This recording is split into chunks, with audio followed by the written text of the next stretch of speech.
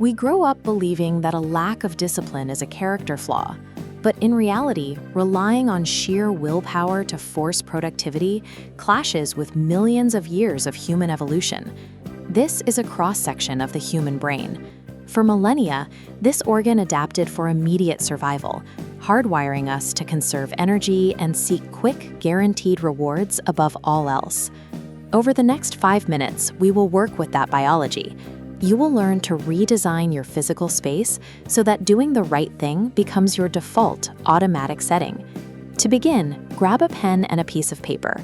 Identify one specific habit you have been avoiding and write it down. Focus on this one. Find success by building a physical system where failing actually requires more effort than succeeding. James Clear, the author of Atomic Habits, argues that the deepest level of behavioral change is anchored in a shift of identity. Look at your paper. Convert your target into an identity statement. Instead of read 30 pages, write, I am the kind of person who reads. Most attempts at discipline fail because the chosen habit is too large. This immediately triggers the brain's survival instinct to conserve energy and stop the effort. Shrink your habit down to a micro-action that takes less than 2 minutes.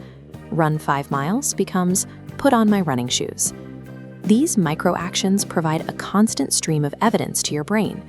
Each time you put on those shoes or open that book, you are casting a biological vote that reinforces your new identity through proof.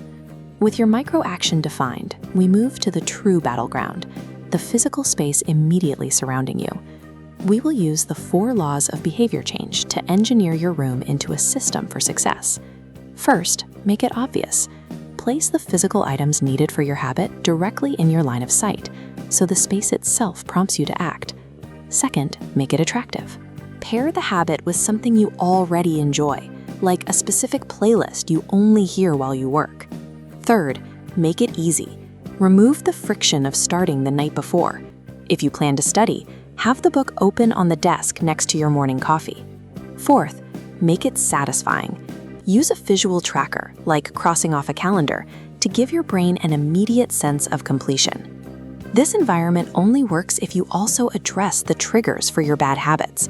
Actively hide your phone or unplug the TV. Increasing the energy cost of bad choices forces your brain to seek the easier, productive path. Engineering your space reduces the mental energy required to begin. When your surroundings facilitate the right choice, consistency becomes a natural consequence of the space you inhabit. The final step is to attach this new behavior to a routine you already perform. Your brain operates on neurological autopilot loops. These are unthinking routines you execute every day without spending any mental energy. Identify one action you already do every single day, like pouring your morning tea or locking the front door.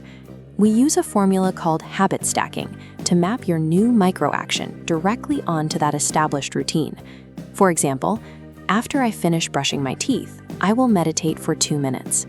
This coupling works because starting an action is the most energy-intensive part.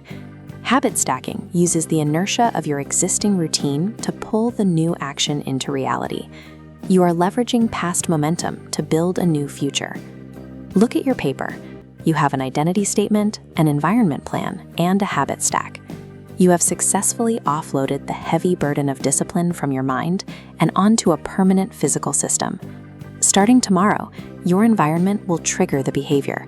You can stop waiting for motivation to strike. Comment your new habit stack below. Consider this your first public vote toward your new identity. Lasting freedom and consistency grow from a system designed to align with your biological programming.